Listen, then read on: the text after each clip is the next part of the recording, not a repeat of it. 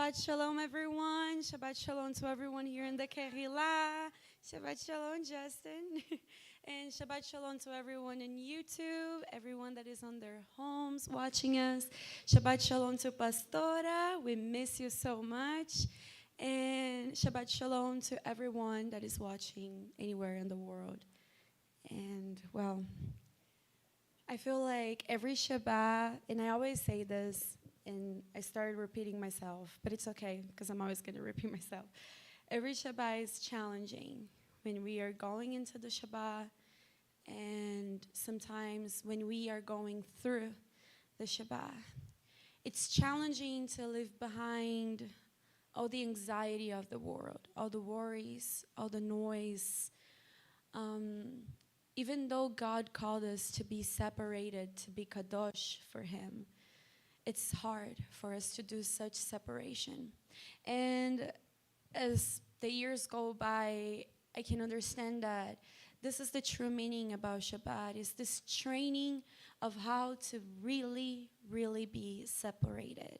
Separated not only as a nation, but as a person, as in your own mind. Because sometimes our battle, it's in here. It's to separate what is profane from what is kadosh, from what is holy. And I don't know how it is for you guys, but I feel like some Shabbats are more challenging than others. It's like everything goes against the way you're feeling. You're trying to focus on being with God on that time, but there's people from your job texting you. There's things happening outside. Maybe your mom, there's something happening with your family. Maybe there's something happening with your friends. Or maybe you're remembering all the bills you have to pay. But guess what? This is a day for you to rest, because that's the kind of God we have. We have a God that invited us to rest in His presence. Not because we deserve it, but because He wants us to deserve it. He wants us to learn how to feel like we deserve this time in His presence. So the name of this parashat this week is called Bamidbar. And it translates to in the desert, in the wilderness. In the wilderness. Okay. We can find the parasha in Numbers 1 from verse 1 to 4 verse 20. We can find in Hosea 2 1 to 22, and we can find in 1 Corinthians 12 from 12 to 20th. So if you guys can all rise so we can pray. Just give me one moment.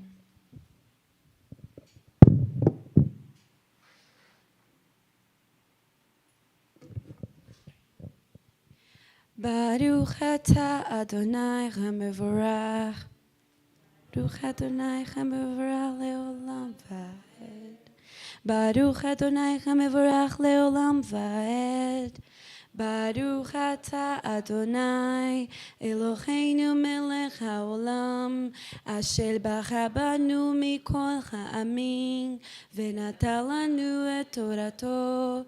Baruch atah Adonai noten haTorah. Amen. Blessed are you, Adonai, our Elohim, King of the universe, who chose us from among all the nations and gave us His Torah. Blessed are you, Adonai, giver of the Torah. And you guys may be seated. Amen. I find this prayer so beautiful.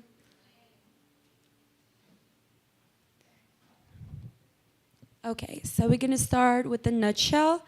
I don't know how many of you read the parasha, but sometimes it's kind of complicated to understand what God wants to speak when it's something that for us is just like letters and talking about like separation, like in this parasha.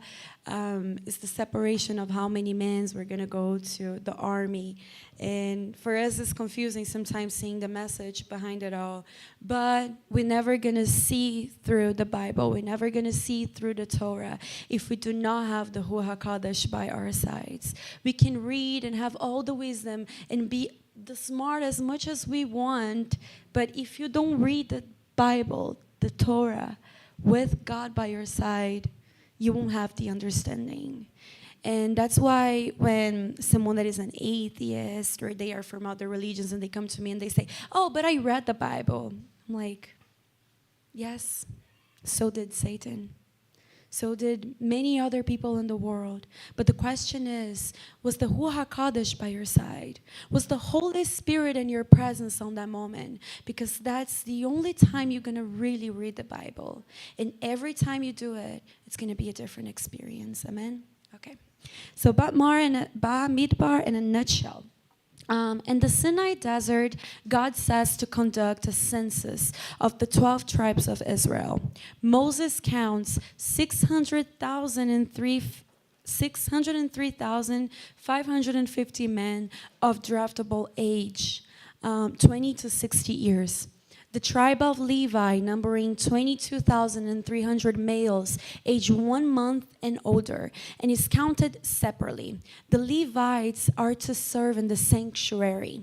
They replace the firstborn, those numbered they are approximated, since they were disqualified when they participated in the worshiping of the golden calf. When the people broke camp, the 3 Levite clans dismantled and transported the sanctuary and reassembled it at the center of the next encampment. Then they erected their own tents around it. The Kohathites, who carried the sanctuary vessels, the ark, menorah, etc., and their specially designed coverings on their shoulders, camped to its south.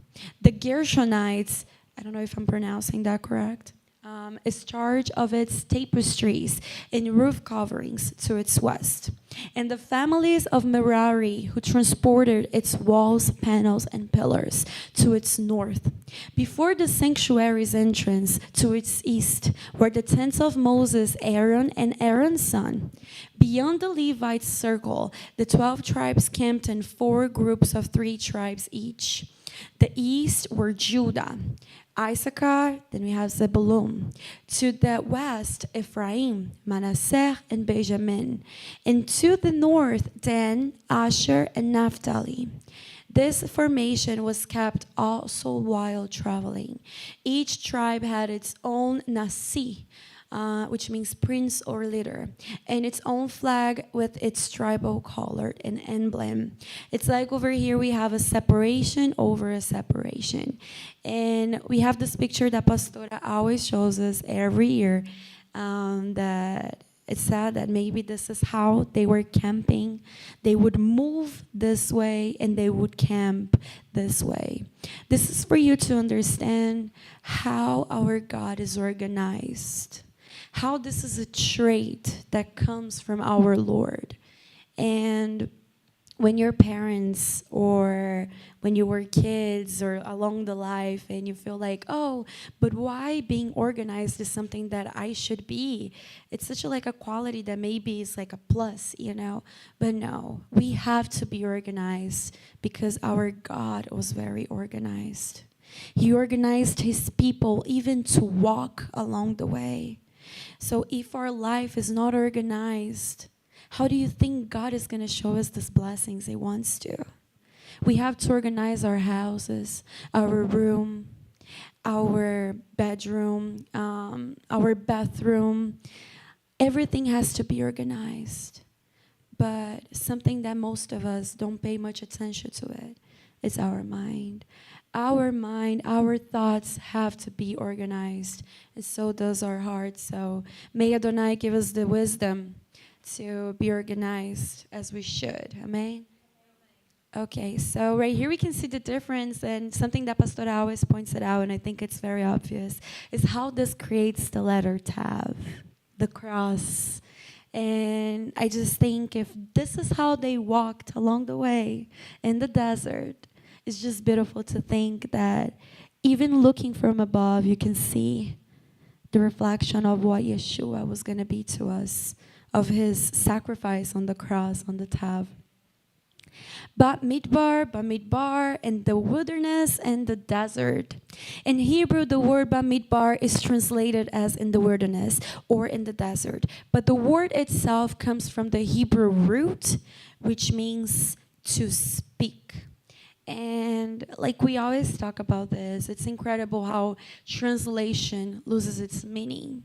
If you're going to say numbers, okay, book of Numbers. So what? Look how this has much of a deeper meaning to it. In the wilderness, the Israelites, they just left Egypt. Moses opened the Red Sea. The Torah was given to them. And now they are in the wilderness. It's like their journey is just starting. In this parasha, in the beginning, it said that they are probably like 2 years after they were released from Egypt. And how many years did they stay in the desert, guys? 40 years. So 2 years is just the beginning, right? And how many times in our lives do we find ourselves in the desert? How many times in our lives, all we can see is sand, is that dry air, that feeling that there is nothing in the horizon, that feeling that as much as you walk, the more tired you are. The more you walk, more the sun makes you exhausted. And as the sun is going down, you start to worrying about the night, because the night in the desert, it's where most people say that people go crazy, because it's dark. The wind goes and all you see is sand, and the wind is strong. The sand can cut your skin. How many times in our life we find ourselves in the desert where there's no water to drink? And there was literally the Hebrews walking in the desert. And they didn't know how many years it was going to take. Don't you think they thought they were going to go in the land right away? Don't you think they were walking? They're like, okay, they took it out of Egypt. Let's go. 40 years. And sometimes we stay in the desert for a week and we already get desperate. Lord, where is the answers? Where is your promise? Am I going to stay here forever? Remember, your ancestors were there for 40 years. In the wilderness, to speak. While we were in Egypt, they managed to strip away our identity as Israelites. Am I correct? We lost the ability to tell our own stories. During that time, we were not only physical slaves, but slaves to another person's narrative. You guys know that I'm going to talk in the language of being a Jew, because that's what they say, because they kept the traditions, right? They say that being a Jew is to tell stories. It's just gathering together and tell stories about people in your family, about things that they went through with the Lord. It's about giving your testimony, telling stories. And what is the Bible, guys, if not stories being told by our ancestors? That's what it is. And we kind of lost that touch, because many times when we are together with people, we don't want to open up. We don't want to feel, no, I think this is too personal. I'm not going to say that. Or I don't want to give the testimony of what happened to me because I might feel a little ashamed. Or I don't think I have enough voice to speak that out loud. Or I don't have anything interesting to say. We lost the touch with telling stories. But storytelling is something that we have been doing for so long, and it is in our essence to do. Now remember, Joseph was in Egypt, right? His family came to Egypt. They still had their identity as Israelites. They still know who their father was, who they were, who their God was. Joseph was another remember to them of who they were, that God did not let them aside. But then the Pharaoh forgot about Joseph, and boom, they were slaves.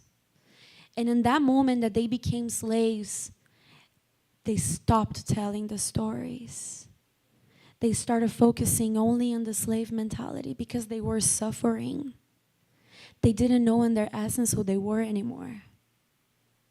And now I tell you, I ask you the question, do you know who you are in your essence? Let's take it aside the place you were born.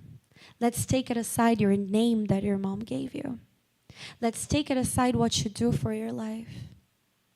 Because if I ask myself, Beatrice, who are you? And I answer, I'm a salesperson.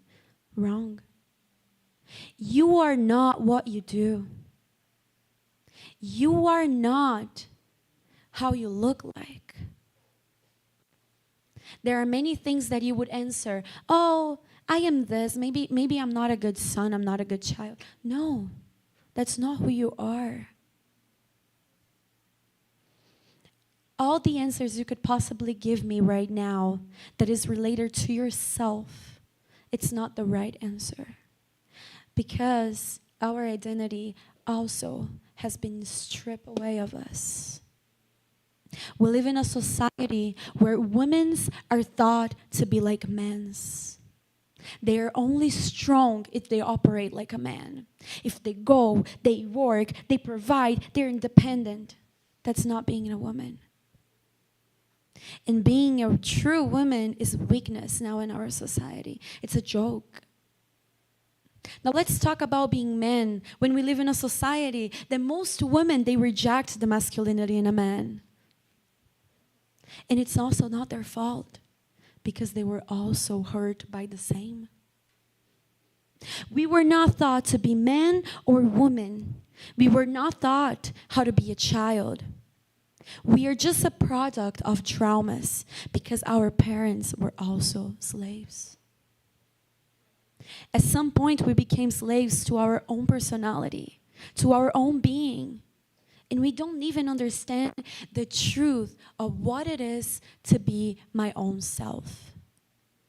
To be the person God created me to be. The Hebrews didn't know also. They were walking in the desert and they did not know who they were. They did not have any stories to tell. Because the stories they had to tell is, I was hit 2 years ago because maybe I took the weight in the wrong way and Egyptian didn't want me to do that. I cried out to my God and he didn't hear me. Maybe this is the stories they had to tell. Until Moses came, and it was so sudden. It was something that they could not even believe that was going to happen. That their mentality was still there. And how many times Adonai gives us this possibility to free, to leave, to stop being slaves. But it's such a new reality to us that we don't know how to get out of there. Because we don't know how to be in touch with the essence inside of us. When we left Egypt, we spent 40 years in the Bamidbar, the wilderness, both literally and metaphorically. It was there that we regained our ability to speak. It's where we found our voice, where we began to establish our identity as a people, and where we started to write a new narrative. So if you are in that desert, that place of loneliness, that place that you are afraid of the sun going down, that place of so much stillness that it bothers you, because the desert can be louder than a city. The desert can be louder than a roaring ocean. It's scary to walk there, isn't it? How many of you are in this desert right now?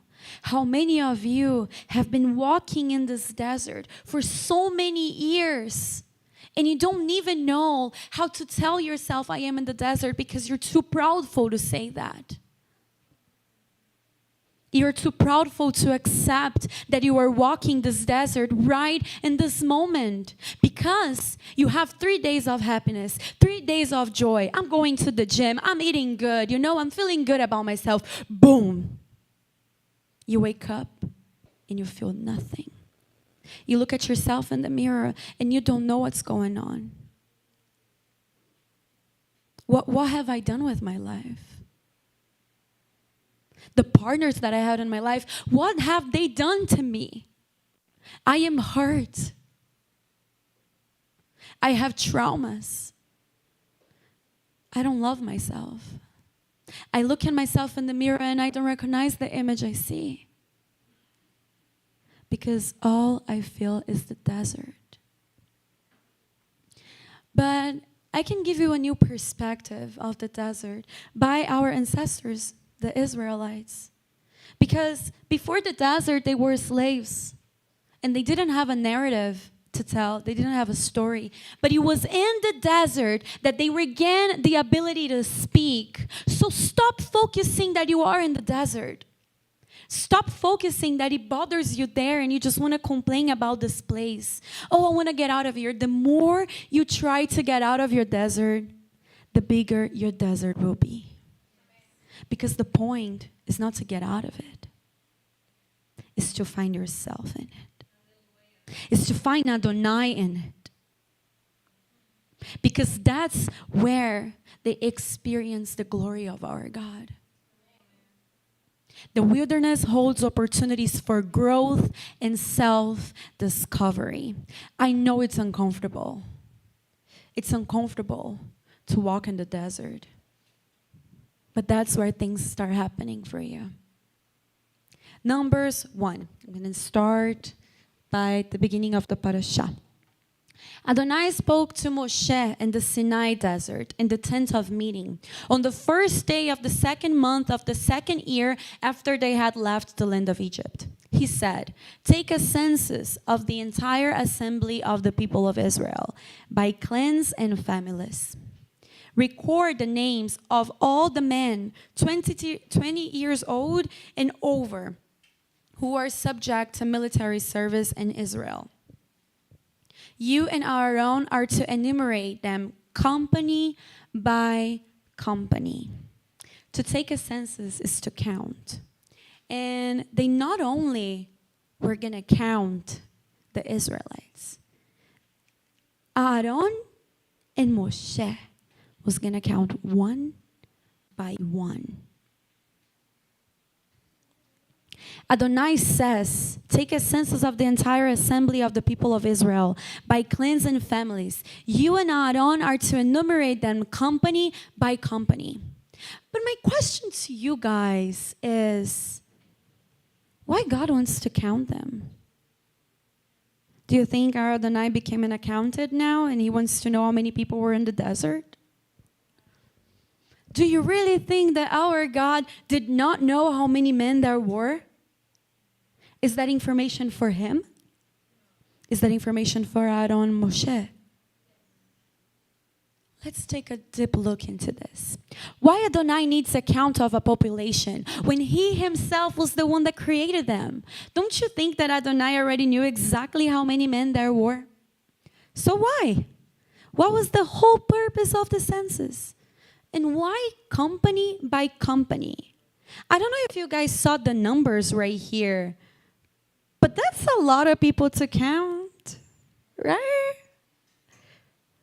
Wow, that's a lot of people to count. 74,600, 54,400, 57,400. And it goes. So why? Company by company. Wouldn't that take so much time? I don't find that very, they're in the desert, right? If you're counting an army, why would you count an army? Why would you have an army? Because there's war coming, right? And if there's war coming, don't you think there is this urgency to do something fast? So why? One by one. The census was much greater than just knowing the numbers. God didn't count the Israelites to know how many they were. The purpose of the counting the people was to make them count. When we view the Israelites nowadays, we like to think how blessed they were to see how many wonders. But we don't stop to think the slave mentality they had. We are talking about a people that forgot in their essence who they were. Like was said in a couple slides before, they lost their voice because of so much oppression for so many years. Rabbi Moshe ben Nachman states that one reason for the census was that every individual had the opportunity to benefit from the attention given to them by Moses and Aaron. Isn't that beautiful? I want you to picture this, because maybe in our minds we don't really comprehend what is going on. But I hate this example, but I'm going to give it to you guys because it's going to make a little bit more sense. Let's say we live in England, right? I hate the Queen. Okay, so we live in England, and then there's Queen Elizabeth. Let's pretend she's still alive. And there is a lot of population. I don't know how many people live in England right now, but let's say it was this 603,000 men that lived in England. Do you really think that the Queen Elizabeth was going to sit on her throne and see one by one of these men? Would that happen? Do you think President Joe Biden was going to take a census of his people and see one by one? He wouldn't. Not even Trump would. No one would do this. Now imagine how much Moshe and Aaron hold power, right? Because they spoke for God. How many Israelites wanted to see Moshe and Aaron and speak to them and listen to them saying your own name? Imagine going to the President of the United States, whoever you consider it is, and he says your own name, the place you were born. Acknowledge you. That's what Moshe and Aaron did to these people. Every one of them, every one of those men passed by both of them. They were counted company by company. Their name was said to them. And that made them feel like they counted. That made it feel like they were worth all that job. Like they were part of something much bigger. Now I ask you, what kind of God does this? God is not only counting the people to know the numbers. He is counting the people so they feel like they matter. So they feel like they belong somewhere. So they feel like the people that are, how do I say this? They are in charge of them, Moshe and Aaron. They actually care. And maybe that's not something that Moshe and Aaron wanted, but it's something that God ordained. God said that you would do, and they did it. Sometimes you are in a big corporate, or in a small job, or in a small company, whatever it is that you are going through in your life, and your boss doesn't see you. He doesn't see you for the value you give in the company. You think you give much more, and you're not being seen. Sometimes you have a big group of friends, and you don't feel seen by them. You feel like you're just there. Sometimes you are at your school, at your class, and you love that class, and you want to say commentaries, but you don't have the voice because you feel like you are invisible in that place. But guess what? God is taking census of his people today. You want to feel seen? Go to him. Because he is the true living God that is going to make you feel like you belong. That is going to make you feel like you were created for something special. Bia, I try at my job. I try with my family. I try. But there is something inside of me that sometimes during the week goes by. And everything is okay. But there is glimpses in the week of emptiness, of darkness. This is God calling you. This is God speaking to you. Because all the things you're living in your routine, they are in vain. They are nothing. They are much worse than the desert because they distract you. They make you feel like you are doing something. And in the end of the day, you're doing nothing.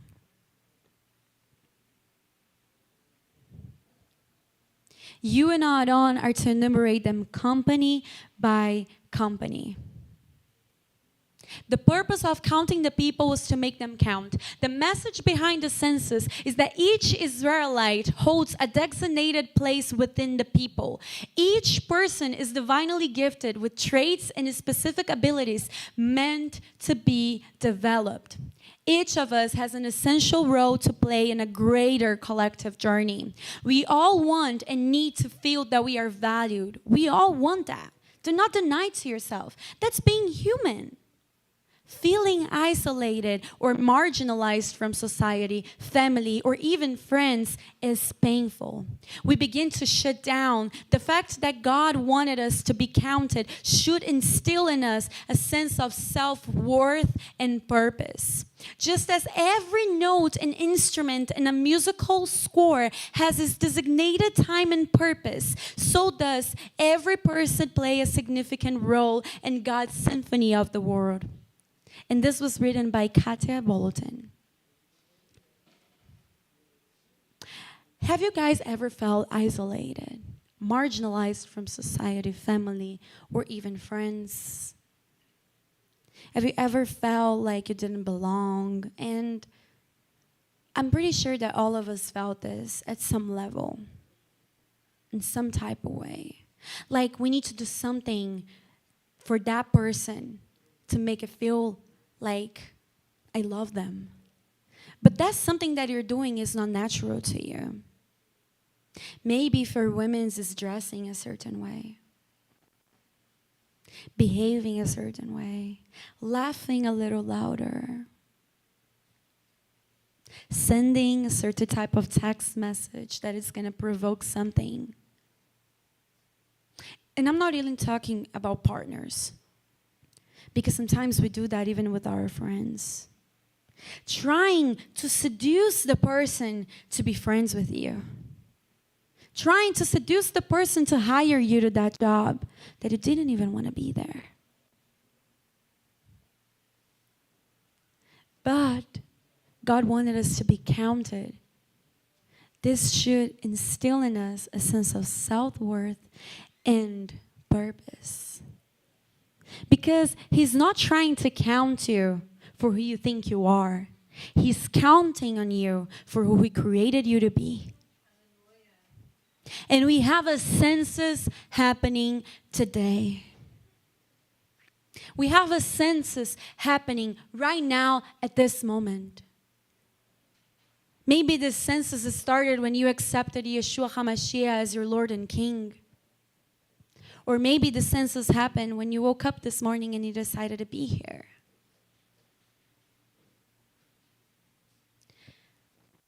Sometimes I don't know to what level you guys are experiencing the word out there.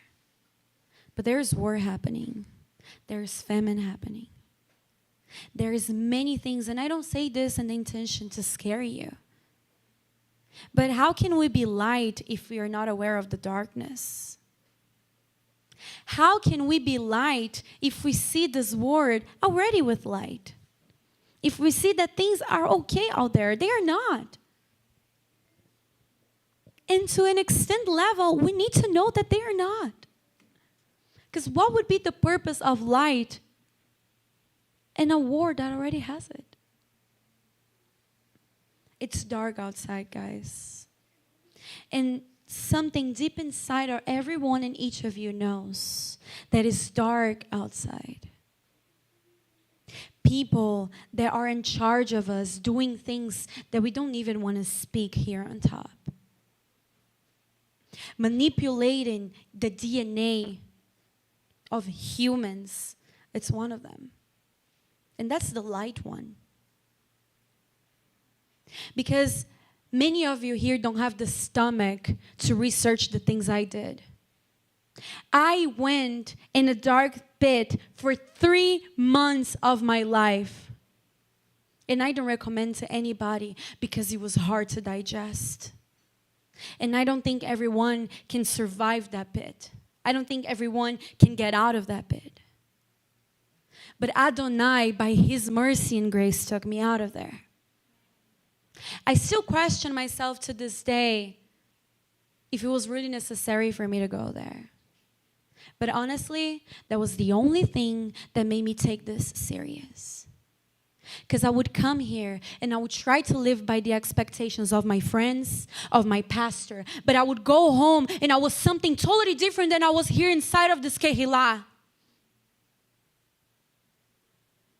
And that's nothing to Adonai. He doesn't care if you are a person that is doing this, that in here you take things serious. Here you feel like there is war. Here you listen to the shofar and you get chills. But you go out there and you forget. What are you even doing? Go inside of that pit. Go inside of that pit and see how much darkness there is in the world. Because Adonai is going to take you out of there, but you're going to see that you don't want to go back. You want to see that you want nothing to do with the people that are creating that pit. And I tell you right now that there is something in your rooms, in your heart, and in your minds that are feeding the pit.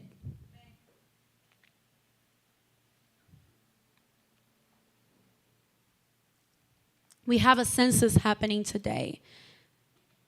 You want to meet with the President of the United States? Do you want to meet with the Queen? Guess what? The King is calling you to meet with him. Are you going to go? Are you going to go in the private of your room, put your hands to the top, pray for his name? Yeshua, Yeshua, Kadosh is your name. Come to me right now, Yeshua. Clean from my thoughts, clean from my pain. Take me out of this desert, Abba. Are you going to do this? Are you going to meet with the King today because he's taking census and he wants to show you that you mattered? Name by name, you mattered. You have something to bring to this war because the war is coming. But God takes time to separate his people. He's not just going to bring war and wrath. He's going to take census. And the King is taking census of you today. My question is, are you available? Feeling isolated or lonely. I felt led for talking about this because I know that many of you feel that way. Many of you feel lonely. Many of you feel isolated. Nobody understands me. Nobody will understand that. Who can I talk to? They will laugh at me. They won't understand my pain, my sorrow. How many of you have felt or feel lonely in this world? It's a strange emotional, isn't it? Like Karen Kaplan said, it's a dark cloud wrapping itself around me. I feel cut off from the world, irrelevant. Nobody needs me. Nobody depends on me. I am a full universe unto myself. I am complete and I'm lonely. What is the word telling us to go after out there? When you read those self-help books, you know, those ones that wants you to be successful. What is trying to teach you? Oh, be self-sufficient, independent. You got to feel complete by yourself. Create this type of routine and you're going to feel this complete. Do shadow work and you're going to feel this complete. If not enough, go to the new era. Buy these stones. Go there, see the cards on tarot. It's going to tell you your future. It's going to make you feel the sense of control. All of this lead to loneliness. Because even though these people say, I am self-sufficient, but they crave for something. I am independent, but I need help. I am complete, but there is an empty hole inside of me. Anyone that is not searching for the life, the truth, and the way that is Yeshua has this hole inside of them. In front of you, they can seem happy. They can seem complete.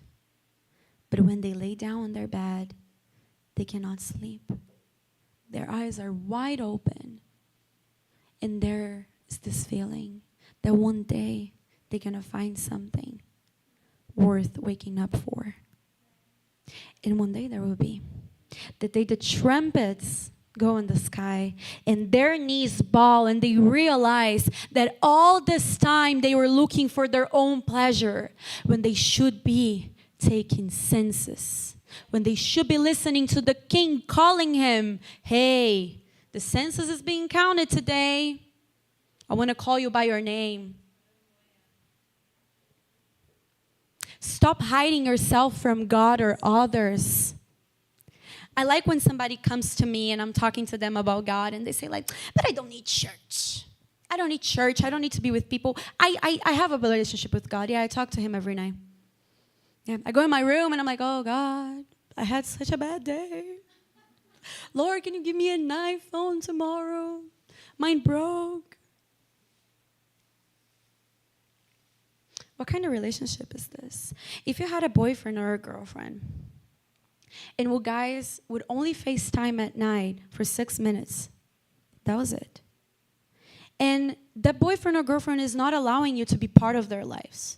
It's not opening the door to your house, to show you around, present you the family, present you the friends, take you out on dates, ask you how you're dressing. Would you be happy with that boyfriend or girlfriend if you're just FaceTiming him or her at night for 6 minutes? That's not a relationship, right? Well, that's the kind of relationship many of you have with God. You said, I invited God in my life. I am walking with Jesus. Oh yeah, I am. Yeshua is my buddy. Come on, Yeshua. I saw this video and this stuck to me.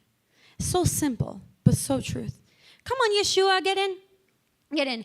Oh, Yeshua, come here. This is my living room. You see?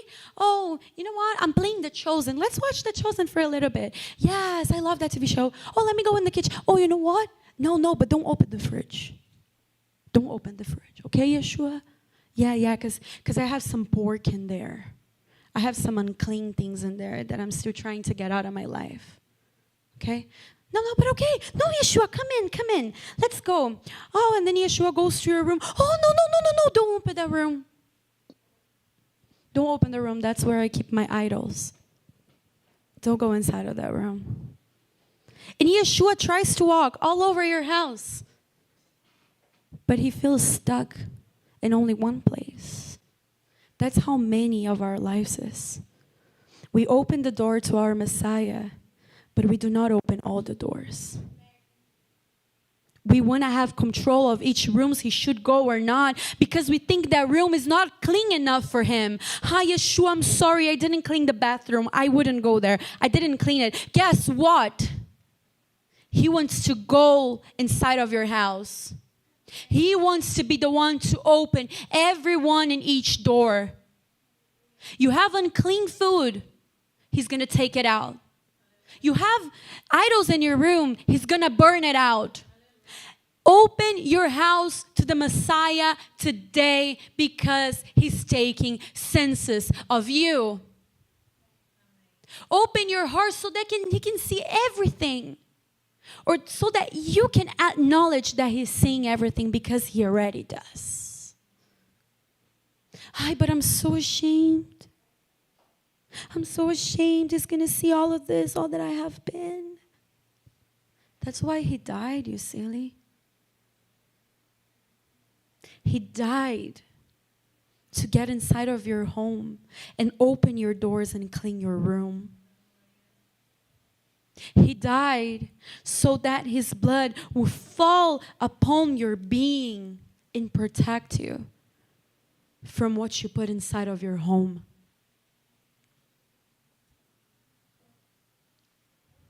He who separates himself and indulges his desires and shows contempt for sound advice of any kind.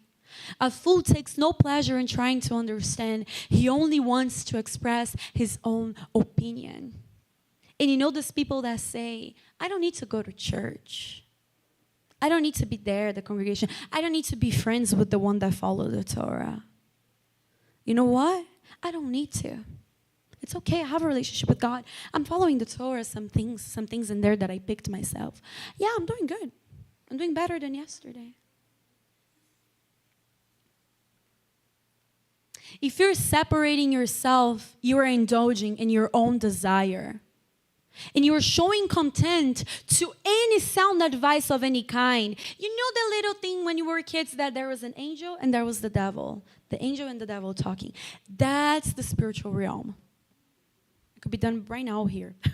That's the spiritual realm. The angel and the devil. The angel and the devil. The difference is that the devil has so many influence in the exterior that it makes you want to go there. And the angel is here. Come on, go against the current. Be kadosh, be separated. And you're listening to the devil here. But when you have friends around you that have Adonai with them, they're praying for your lives. When you have friends, you can go to them and ask for an advice. And guess what? You're going to have another angel. Boom, that friend. And then you have pastor's angel. Boom, pastor's angel. Then you have the person you're dating that is walking with the Torah angel. Boom. And suddenly the word doesn't seem so appealing anymore. Because all the angels make you see the truth. But if you're by yourself, the demons are going to surround you. They are going to surround you and they are going to confuse you and they're going to go to that party. Yes, go. That is no problem. You can smoke weed. What's the problem with smoking weed? God created weed. He created it from the earth. Smoke it. Have some fun. Guess what? God also created the tree that Eve ate. And she fell. Just because God created it doesn't mean that it's for you. Just because God created it doesn't mean that it's for you. I was this person. I talk by my own experience. When I used to smoke weed, I would tell myself, God created. There's no harm in it. But you know what the weed does? The angel goes, poof. Oh, the demon's in front of you. And they show you a beautiful world. A whole new world. Yeah. They show you a beautiful world full of lies. Because that's what the enemy wants to do. The enemy likes to tell you beautiful lies. And he creates this vision and he presents it to you, this beautiful vision. But you're distracting yourself.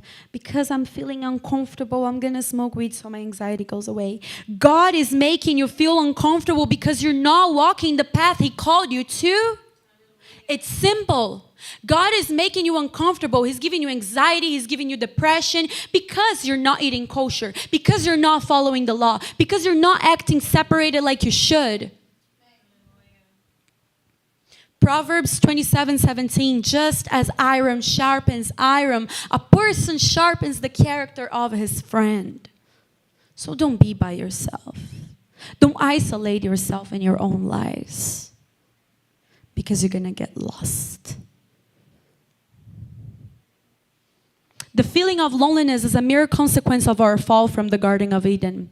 And we shouldn't view this feeling as something forbidden, but use it in our favor. Adonai took a census of you the day you accepted Yeshua, or even today when you decided to wake up and come to the service. Every day that you make a decision standing in the Torah, in the teachings of our Messiah, there is a census over your life. So this loneliness is only temporary. It's the moment that you are standing in the line to meet the King. I hate standing in a line and waiting for my turn. Whatever it is, if it's in a bank, if it's in the supermarket, we are impatient. We are an impatient society because we were indoctrinated to be as such. We do everything fast in our phones, and when it is to wait in a line, yo estoy aburrida. I'm bored. Ai, que tédio. Ai, my phone, the battery's off. Oh, how am I going to have to wait here? That's how lonely feels. Loneliness feels like this. But at some point of our lives, we all feel lonely. So take this moment of this overwhelming feeling and look around. Take this pressure off of your shoulders and understand that even though you are your own being with a unique soul and the senses, you are also part of Israel. We are like individual cells in one body, where each cell lives, dies, and has its own purpose. At the same time, each cell also exists as part of one larger body with its own purpose. The body can survive the death of a cell, but the cell can long survive the death of the body.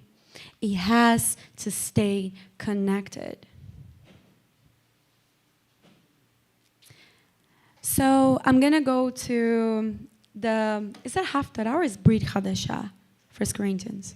Brit Hadashah, there you go, the New Testament per se. And like Pastor always say, and you guys going to hate me for this was just the introduction. But yeah, we're going to go in 1 Corinthians 12.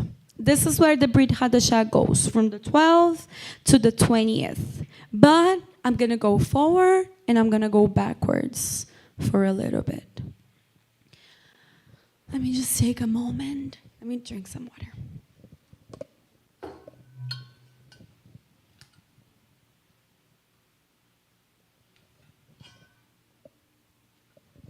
How many of you take it serious following the Torah?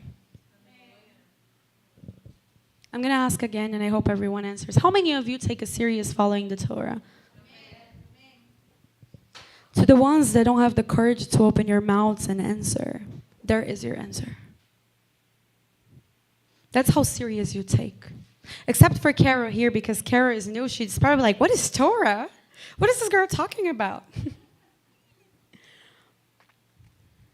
That's your answer. You don't take it serious. You don't take it serious.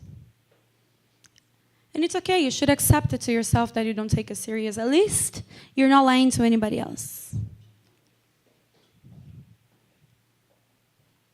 For just as the body is one, but has many parts, and all the parts of the body, though many, constitute one body. Right? So it is with the Messiah. For it was by one Spirit that we were all immersed into one body. Hallelujah. Whether Jews or Gentiles, slaves or free, and we were all given the one Spirit to drink, the Ruach HaKodesh. For indeed, the body is not one part, but many. If the foot says, I am not a hand, so I am not part of the body, that doesn't make it stop being part of the body. And if the ear says, I am not an eye, so I am not part of the body, that doesn't make it being part of the body. Stop being part of the body. If the whole body were an eye, how could it hear? If it were all hearing, how could it smell? But as it is, God arranged each of the parts in the body exactly as He wanted them. Now, if they were all just one part, where would the body be?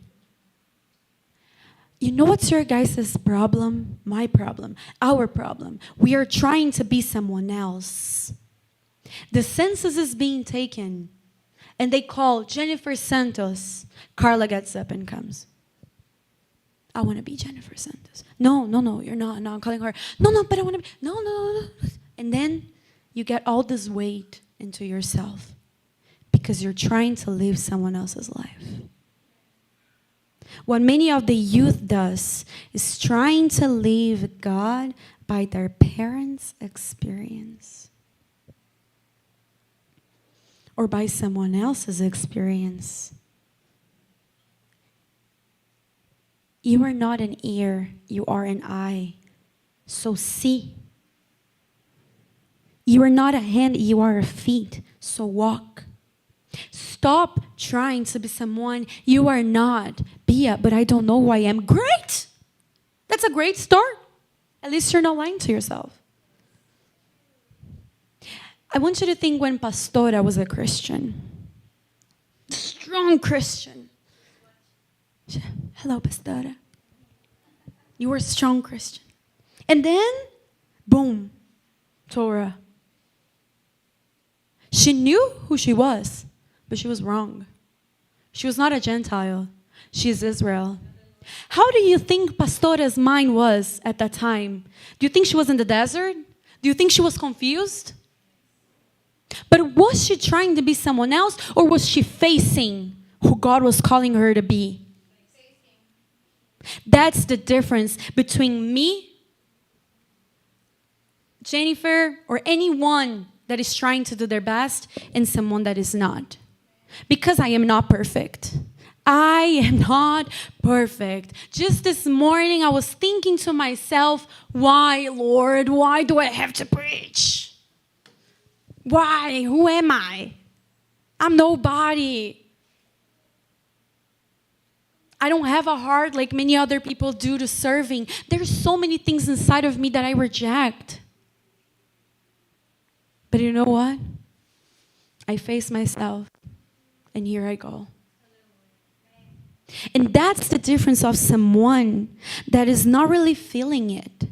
You know when you come to the service and you feel nothing, and your mind is distracted, and you're laughing, and you're serious, and you're like, oh, I'm going to go home, I'm going to wait for the Shabbat to end so I can play video games. You know why?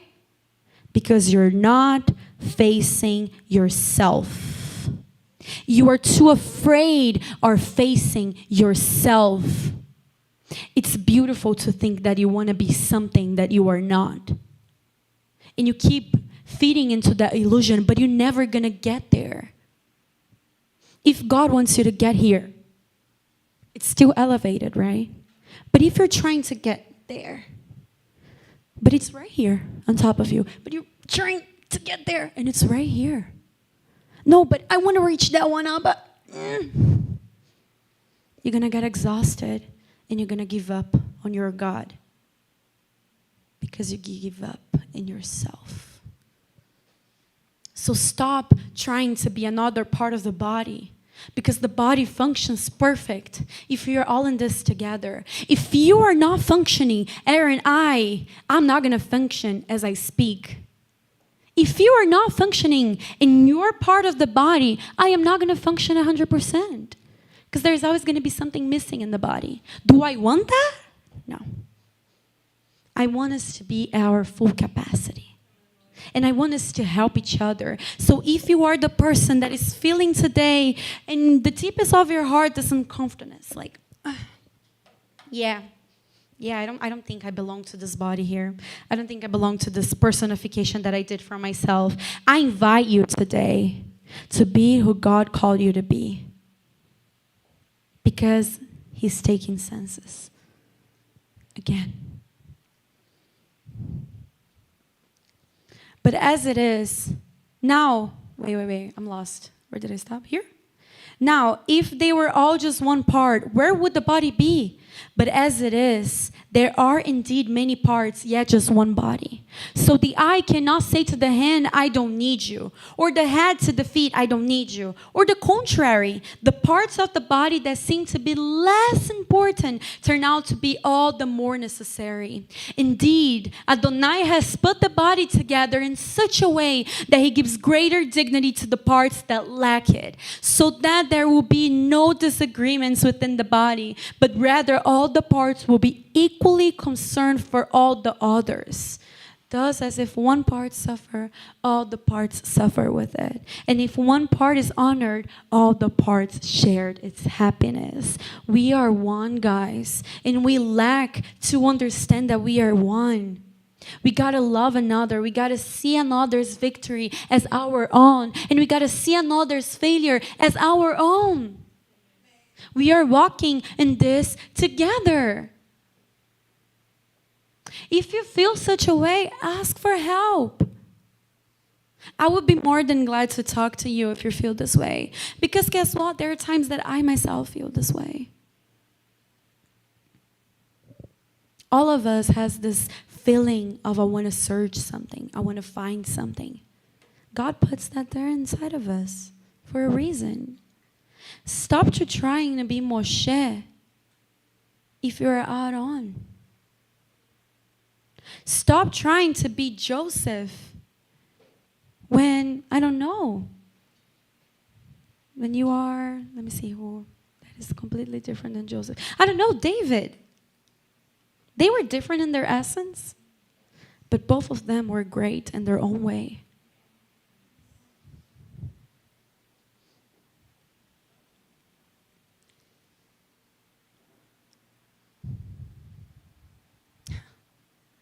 Okay. I'm going to go to this because I just want to cut this part of the senses. God wants you. I don't know how deep in your heart you know that, but sometimes I feel like the Holy Spirit tells me that you don't. He wants you. He wants your pain. He wants your suffering. He wants all the parts of you. He wants the disorganized room that you have, the unclean bathroom. He wants all of it. He's going to be the one to restore you. He's going to be the one to call you by name in this census.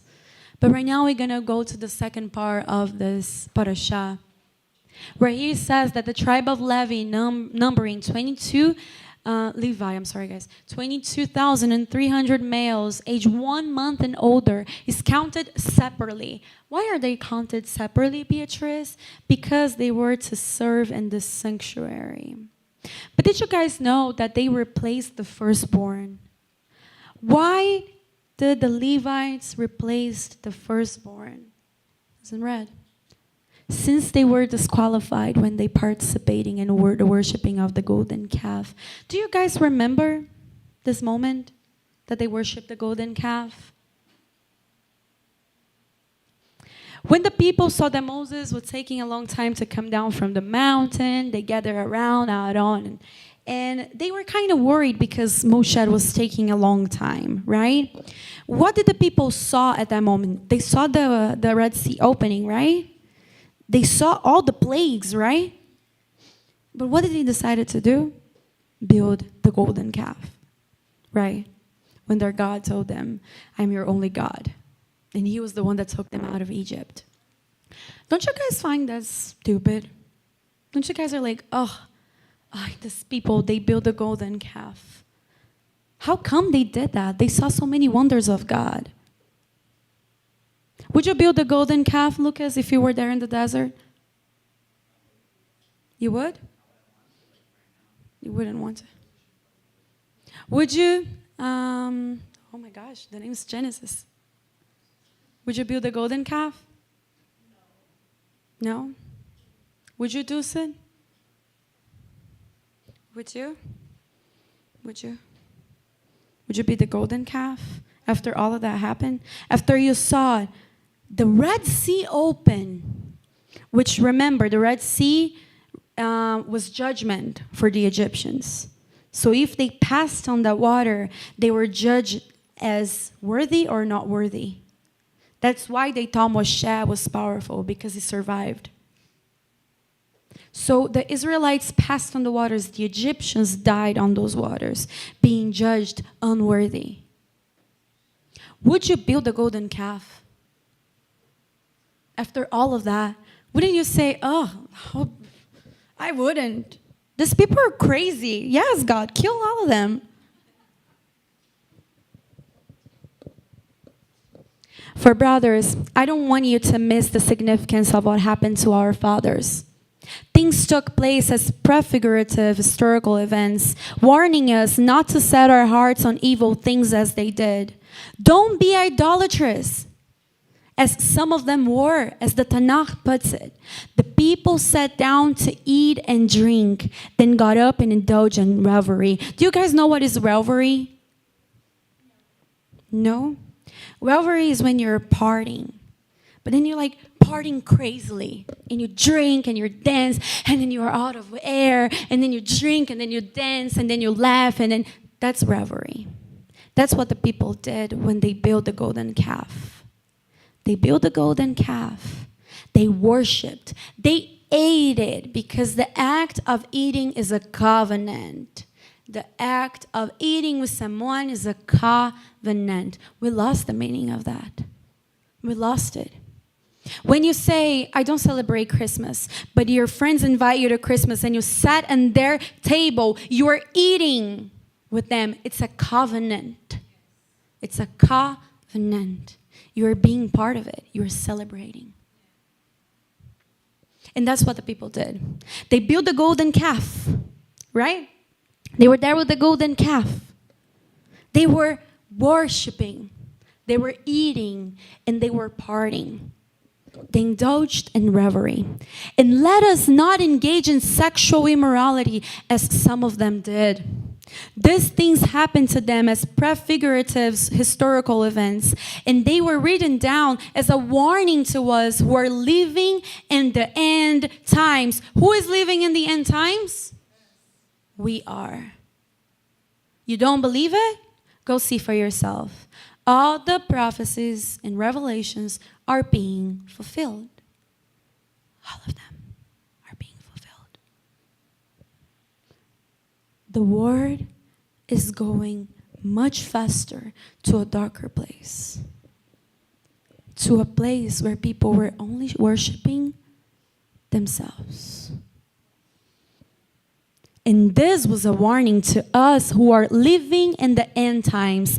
Therefore, let anyone who thinks he's standing up be careful not to fall. No temptation has seized you beyond what people normally experience. And Adonai can be trusted not to allow you to be tempted beyond what you can bear. On the contrary, along with the temptation, he will also provide the way out so that you will be able to endure.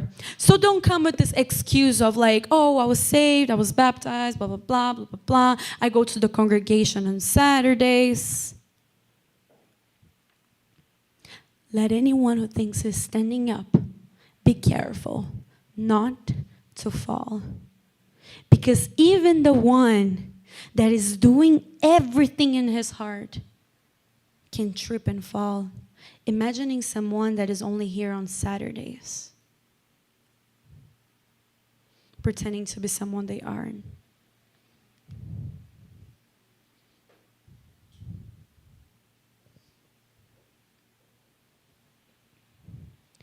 But Adonai will also provide you the way out. It's a small, but it's there. The way out is there. It's always there. The things which pagans sacrifice, they sacrifice not to God, but to demons. And I don't want you to become sharers of the demons. You cannot drink both of a cup of the Lord and a cup of demons.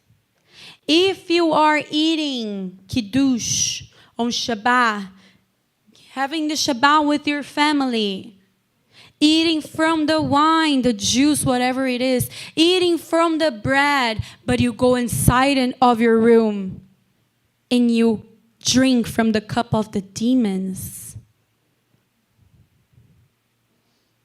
You can't do that. You can't partake in both a meal of the Lord and a meal of demons. Are we trying to make the Lord jealous?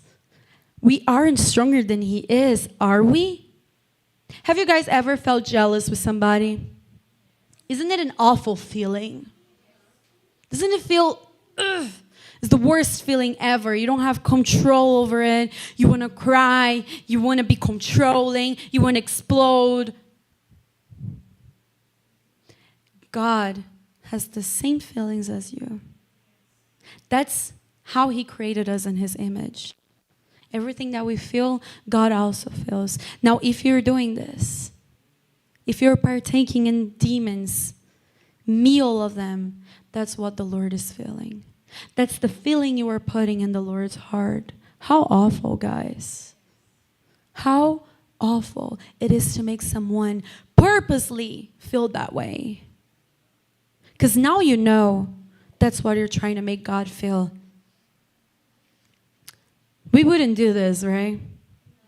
We wouldn't be the golden calf. We wouldn't. So what is this?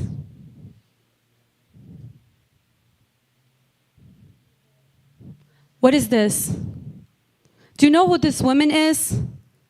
This woman right here? She looks awful, right? She looks like a witch. I bet you that someone that you listen to in your phone is friends with her. What's her name again, babe?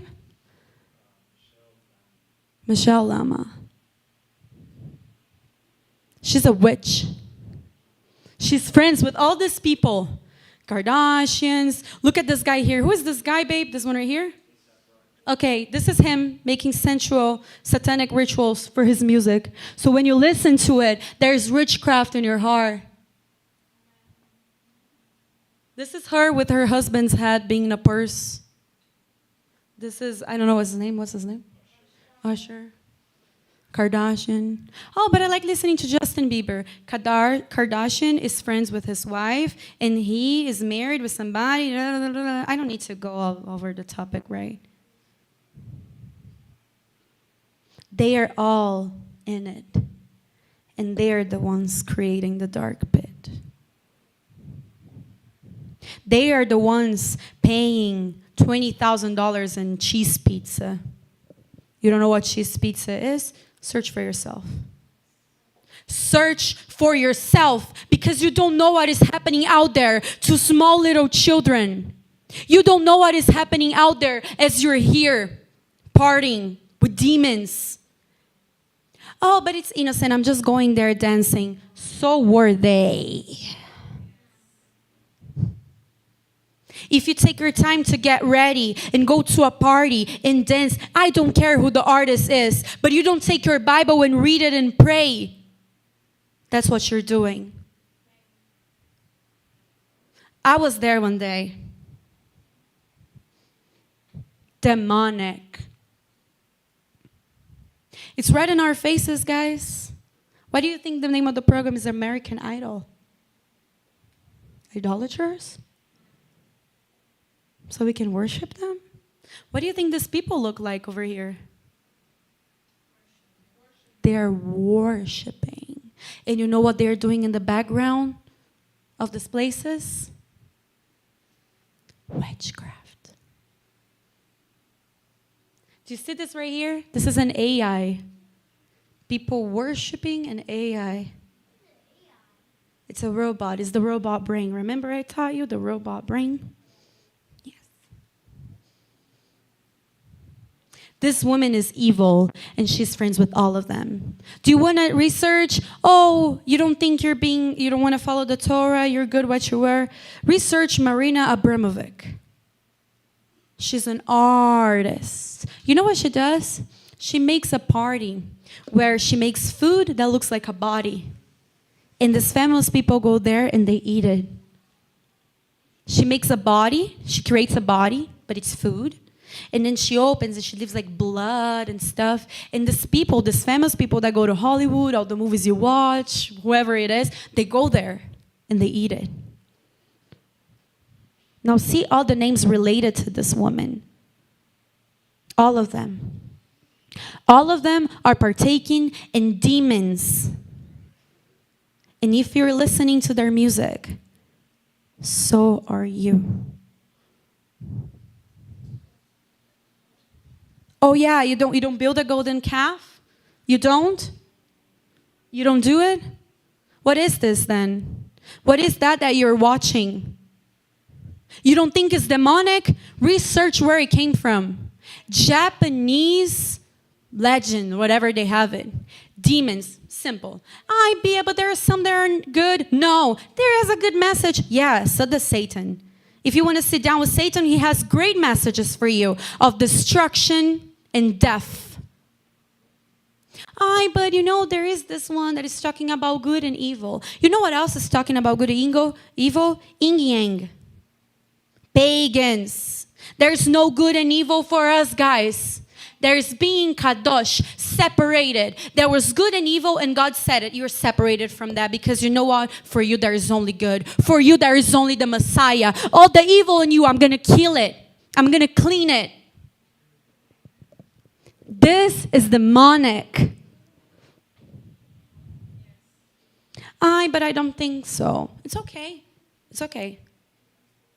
I didn't think Harry Potter was demonic too. I had books. I've watched a lot of movies. My cats are named after the characters. I loved it. It was demonic. One day I was in my apartment and I was asking the Lord, Lord, I feel something. What should I do? And then I look up and I hear him, take those books out. You have witchcraft books in your house. And I was like, nah, I don't. It's my childhood. I don't have, no, it's my childhood. You know, and the voice gets peachy. And I was like, no, ignore it. Okay. Then I heard again, you have witchcraft books in your home. I took them. It was so hard for my flesh to do that. I put them out of my home. I didn't throw them away. They were there for days, guys. I'm not joking. It rang. They were there. They stayed there. I couldn't see it. But I had a heart that wanted to see it. My question to you is, are you willing to get rid of if you see the truth? Because I know that so many times we don't see it. Before I got married, Pastora went to my house with Hermana Ana, and they prayed over my apartment. I couldn't see many things before, but now I see. But now I see. And my question to you is, do you want to see it? Or you're too afraid to give up? Or you're too afraid of saying goodbye because you like watching these things, because you like listening to their music, because you like partying? Is that where your identity is? Because if he's taking census and you find your identity right here, you're not going to listen to his voice. But my question is, do you want to see it? Because do you want it? Come to me today. Come to Pastora next week and say, Pastora, I'm struggling with this. I don't see it. I say for myself, I'm going to look at you and I'm going to love you. I'm going to love the courage you had to tell me that you don't see it. And I'm going to pray for you. I'm going to fast for you. I'm going to pray that your eyes are open to the truth. Because mine weren't. And I was here. And they were not open. They were not open. And it hurts. It hurts to know how much you love God. But there's so much witchcraft out there, guys. There is witchcraft being put into us since we were born. Food, music, movies. It's not only your fault. So stop trying to be strong by yourself. Tell us the truth. Tell us the truth. And if you decided for yourself that you want to keep doing, it's on your own. But we are going to be praying for you. Oh yeah? You wouldn't build a golden calf? How many coffees did you drink this week? How many sandwiches did you eat this month? This is only 2 companies that I had peace putting here, but I wanted to put all of them. In-N-Out, Wings, I named them. Cane's, any fast food, any Japanese restaurant, any Japanese restaurant. You go inside of a restaurant, you see a Buddha statue. I'm going to eat here. Don't you think that food was prayed for other gods? I'm going to drink coffee in this place. What is the symbol? What does the symbol look to you? It's a mermaid. It's a hybrid being. It's inspired in another goddess. And now I'm going to tell you a testimony. When me and Abram, we went to get our certificates, okay? We went to buy the certificates to get married, and we needed to park the car in a place. We needed to park so we can go there, get the certificate, and the closest parking was at Starbucks. But for you to park there, you got to buy something. And I was like, I don't know if I feel comfortable. Abram too. But we're like, you know what? It's just a drink. Let's get a drink. We share the drink. It's fine. It's fine. We are not really giving money to the company. It's okay. So we go inside, buy the drink. The coffee was delicious. How the enemy is. The coffee was delicious. We went, we got the marriage certificate, all happy. It was the day Pastora prayed for me that day. It was the day Pastora and Manana went to the apartment. We were feeling light. We just got rid of all the stuff we'd had with symbolism, with all the stuff that was being related to the idol worshiping in my apartment. We drink Starbucks, okay? I feel so light, guys. All the voices in my head, all that clutter in my head had gone away. Even the sky was blue, really blue. We get home, Abram wants to take a nap. I was like, you know what? I'm not much of a napper, but I'm going to lay down a little bit. I lay down. And I had a dream. I was back in Fremont Street, walking with the coffee. We went inside of the coffee place. We bought the coffee, came out. I was reliving everything again. And I'm walking. Out of nowhere, I start feeling like I'm drugged. Like LSD drugged. Things start like getting like colorful. I start having sensations in my body, and I was like, oh my gosh. I look at Abram, and I was like, babe, and he's like, I'm not feeling good. And then I start feeling fear in my heart. Something's gonna happen. My boyfriend at the time, fiance at the time, he was feeling this way. I was feeling this way. There was something in this drink. And then I look at the coffee, and I'm drugged. And then he passes a homeless. And the fear comes over my body. Then another homeless. When the homeless comes, he comes to me, and he gets my neck. And he's with that crazy face, smiling and laughing. And he says, you drank from my table. So now I'm here. If you're not praying over your food, start. Start. Because the Lord is telling me to stop eating this food. If I have pleasure eating it, I pray before. Abba, Father, if there's any witchcraft done in this food, Lord, that I may taste it in my mouth. Not only that you may take away the witchcraft, but that I may taste it in my mouth and I won't come back to this place. I experienced this many times, guys. We were in a sushi place one day, me and Abram, and we started feeling nauseous, started having a weird feeling, and I was listening to the voice of the Lord in my head. Don't eat it, don't eat it, don't eat it, don't eat it. Do not eat this food, do not eat here. But I was eating it, I was okay, until he started opening my eyes, and I started seeing demons all over the place. I started looking at the food and feeling nauseous. I haven't ate sushi after that. Starbucks, demonic. McDonald's. Did you know that in one of the interviews of Jeffrey Dahmer, do you guys know who Jeffrey Dahmer is? The guy that killed people and ate their flesh? You guys know, right? In one of the interviews, he said that he, in the carcer, in the prison, the thing that he was craving the most was McDonald's. There's your answer.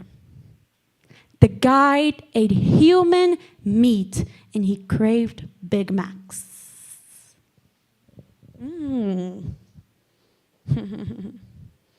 I had a dream this week, and I knew the Lord wanted me to put this.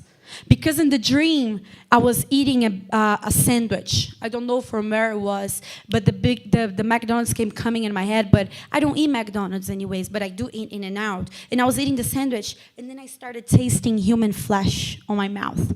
And I started tasting it, and then I said it. I'm eating humans. And in the dream, I kept eating it. And I'm like, I'm eating humans. And I kept eating it. It's like I couldn't stop eating it. I wouldn't be surprised if they put human stuff in this food. I'm not saying this because it's the truth, just for speculation. Just for speculation. I was watching a video one day about the truth of the real world and the market and how they sell kids and whatever and abuse and this and that and blah, blah, blah. Do you know why trafficking kids is such a big thing in our society? Because it doesn't stop when they are abused. It doesn't stop when they die. It doesn't. When they die, this woman, this ex-satanic woman was saying that. She said that when they die, they cremate their body. And those ashes are sold to companies, big food companies, to put in their food. To put in your food. And then you taste the food and you're addicted to that. I'm like, so good. Pray over it and it's going to taste awful. Try it yourselves. Pray over it, not once, not twice, not 3, not 4 times. Pray over your food and it's going to taste awful. It's simple. And if it starts tasting even better, fast. Fast and ask the Lord to take this witchcraft out of your lives. Because it's not only on the food, it's not only on the water, it's not only in the music, it's everywhere. Everything is permitted, you say. Maybe, but not everything is helpful. Everything is permitted, maybe, but not everything is edifying. No one should be looking out for his own interests, but for those of his fellow. Whatever you do, whether it's eating or drinking or anything else, do it all so as to bring glory to Adonai. Do not be an obstacle to anyone, not to Jews, not to Gentiles, and not to God's messianic community. Just as I try to please everyone in everything I do, not looking out for my own interests, but for those of the many, so that they may be saved. So be very careful with your choices, because it does not only interfere in who you are, interfere in who we are as a people. Prayer, guys. We need to pray. And I say this to the parents that probably, maybe, I don't know if they feel in their hearts to watch this teaching. My kids does this, and that. I hate it. I'm telling them to stop and they don't stop it. Oh, but finally they stopped. Guess what? They do it hidden. Guess what? They are doing without you watching. Oh, I don't want them to watch this in my house. Oh, yeah. They watch. You just don't know.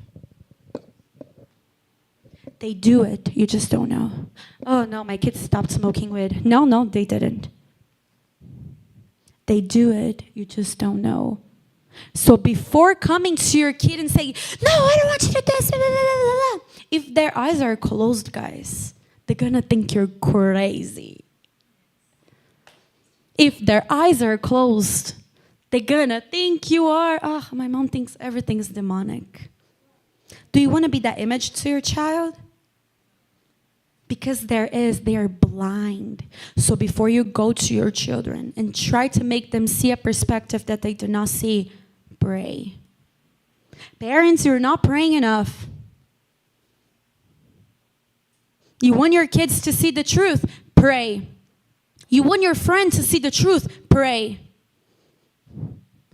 Pray. It's time to pray. It's time to pray because there's a lot of witchcraft done in our lives. And the moment that I saw the things that I couldn't see, even though I was coming here, even though I had a humility heart, that I wanted to follow the Torah, that I want to be with Yeshua, and I couldn't see many things in my life that was holding me back from the Lord. I couldn't see it. That's when the urgency in my heart came to prayer. You want your kids to see? Before you're talking to them, pray. Pray. Show a different perspective. It's not working the way you're doing it. You know when moms, the kids, they don't want to eat the food, they want to throw it away, and they show pictures of kids in Africa? Show the word out there. Show them. Do they have, do they have the strong stomach to eat this food? Do they have strong stomach to watch this? Do they have strong stomach to watch people, hear people that talk things that have nothing to do with the Torah? Do they have strong stomach to go in these parties? Show them the truth. Oh, Bia, but it's so hard talking about that. Oh, really? Now it's hard. But doing all those things is not, right? Now you together constitute the body of the Messiah. And individually you are parts of it. And God has placed in the Messianic community first emissaries, second prophets, third teachers, then those who work miracles, then those with gifts of healing, those with ability to help, those skilled in administration, and those who speak in various tongues. Not all are emissaries, are they? Not all are prophets, are they? Or teachers, or miracle workers. Not all have gifts of healing. Not all speak in tongues. Not all interpret, do they? Early seek the better gifts. We have people in our community, our small community, that has the ability to help, that is good with administration, that has the gifts of healing and miracles. We have emissaries, we have prophets, we have teachers. But some of you are too afraid to step in those shoes. I say that because I was. But now I will show you the best way of all. I may speak in tongues of men, even angels, but if I lack love, I have become merely blaring brass or a cymbal clanging. I may have the gift of prophecy. I may tell all mysteries, know all things, have all faith, enough to move mountains. But if I lack love, I am nothing. I may give away everything that I own. I may even hand over my body to be burned. But if I lack love, I gain nothing. Love is patient and kind, not jealous, not boastful, not proud, rude, or selfish, not easily angered, and it keeps no records of wrongs. Love does not gloat over others people's sin, but takes a delight in the truth. Love always bears up, always trusts, always hopes, always endures. Do you know, when you have all these idols in your life, the food you eat, the people you listen to, I don't know if you have posters in your room, if you have a movie that you really like and you have an image, if you have something that, like some people that really like their philosophy and you have books, I don't know what you have in your room, I don't know what you have in your house. I know that maybe some of us would go and would look like this. And she's calling herself Kadosh. It's like, you know, that face of like, I can't believe I'm saying this. Yeshua doesn't look it that way. You know how he looks? I'm going to show you how he looks. Right here is your idol, right? Right here is someone here in the congregation, someone in your life that has a little bit of judgment, because we're humans, would look like this. Do you have that? Do you go there? Did you dress that way? Lord, I gotta pray for this person. But that judgment, you know? Or even your parents. Get this out of your home right now. You know how Jesus looks at that? You know how Yeshua looks at that? He just walks.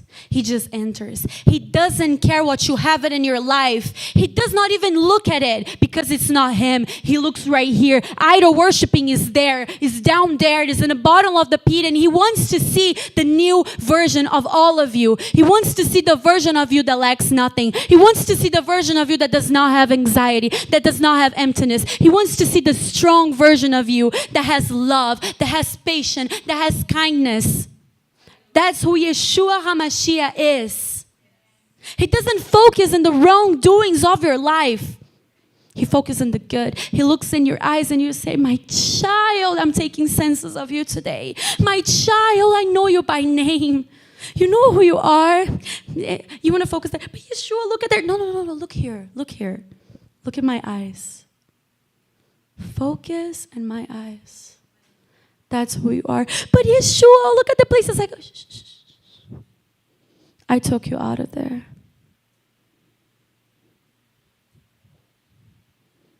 But Yeshua, okay, so you do not want to leave? I'll leave. Is that what you want?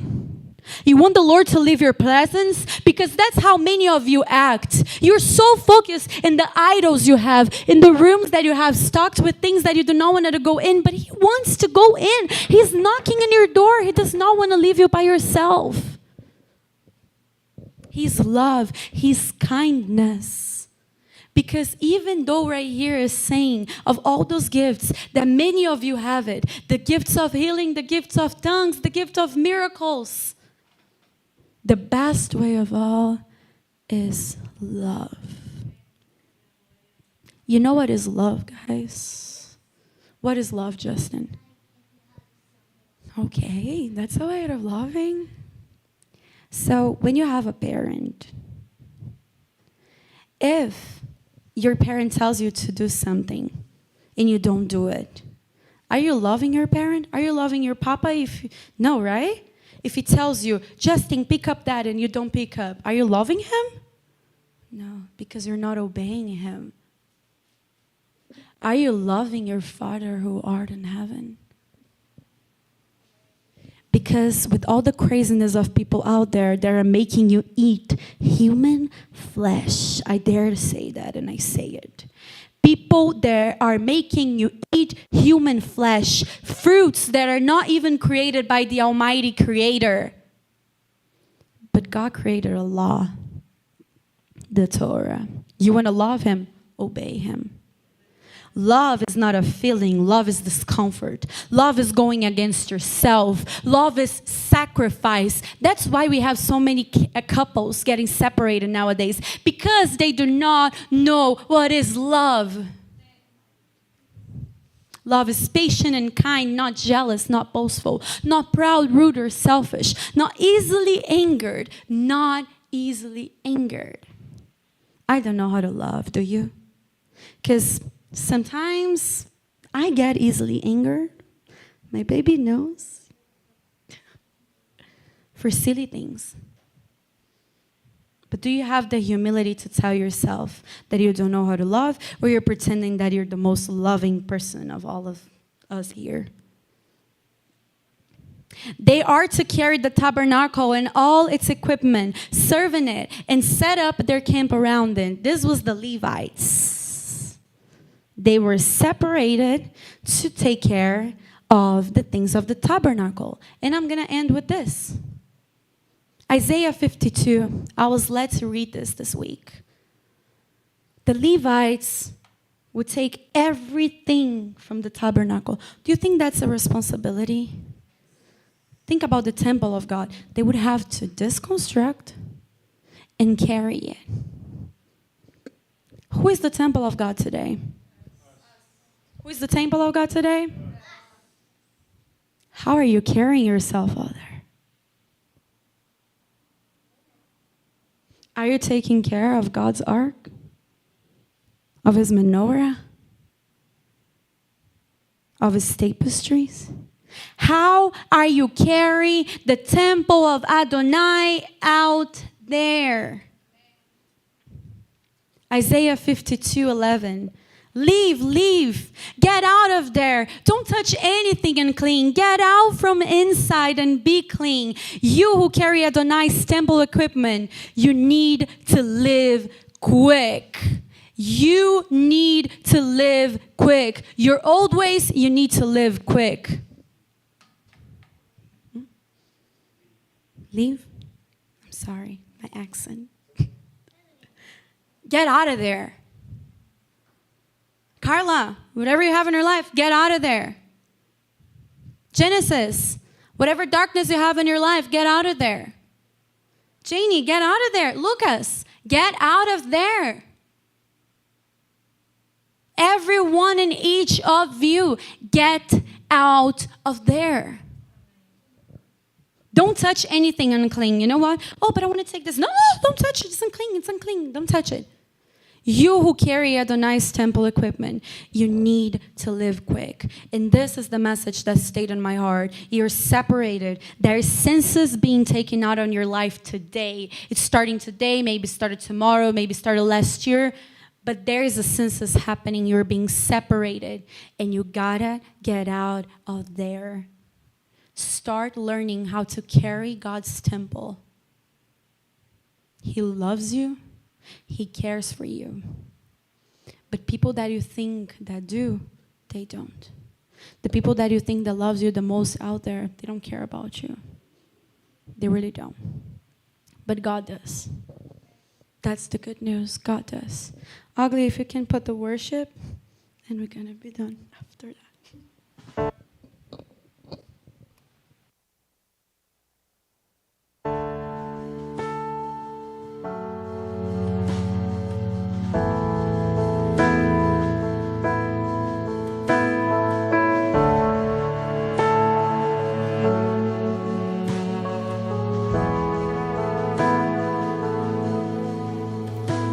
give life, you are love.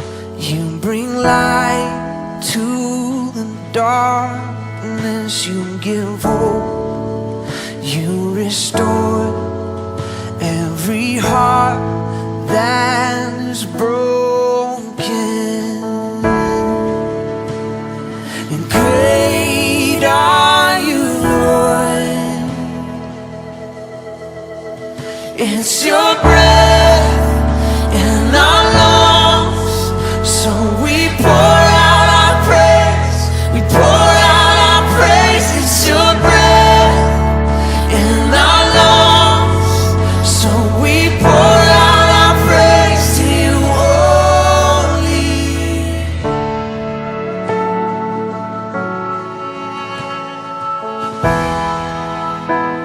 You give life. You give life, you are love, you bring light to the darkness, you give hope, you restore every heart that is broken. Great are you, Lord. It's your breath in our lungs, so we pour out our praise. We pour out our praise. It's your breath in our lungs, so we pour out our praise to you only. It's your breath in our lungs, so we pour out our praise. We pour out our praise. It's your breath in our lungs, so we pour out our praise to you only.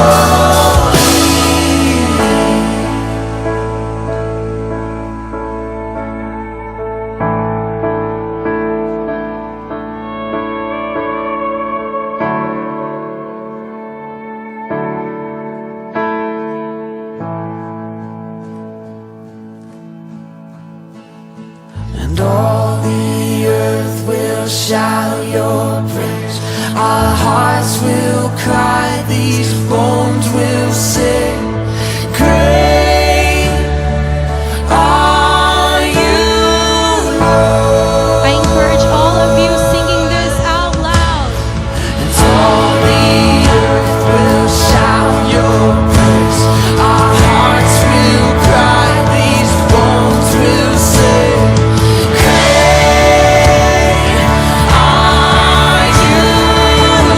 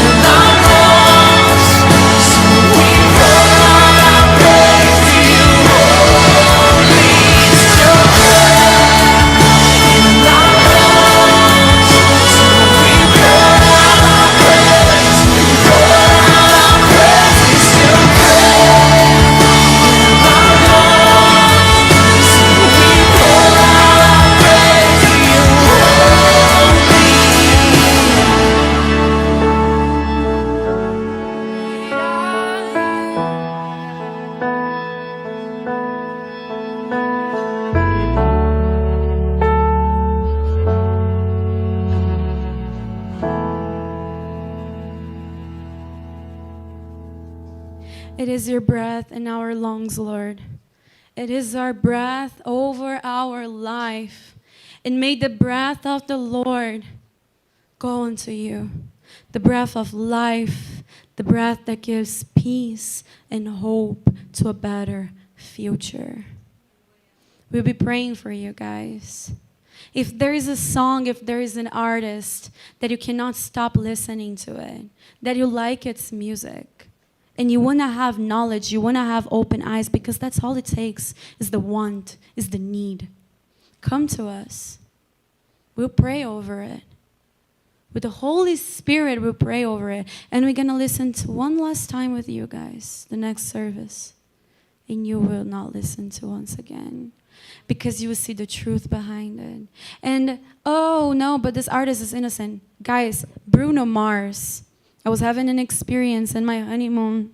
We put a song, me and Abram, by Bruno Mars. I felt an portal opening, and he saw it. A demon came inside of our room for one song. You know the one that says, "'Cause you make me feel like blah, blah, blah. I'm locked out of heaven." 'Cause you make me feel like I'm locked out of heaven for too long. Who do you think feels like it's been locked out of heaven for too long? Satan. He's writing the songs you're listening to. Do you want to have open eyes? Have humility to ask for it. Ask and it shall be given to you. Shabbat shalom, everyone. Shabbat shalom to everyone in YouTube. You guys have a beautiful day. Bye-bye.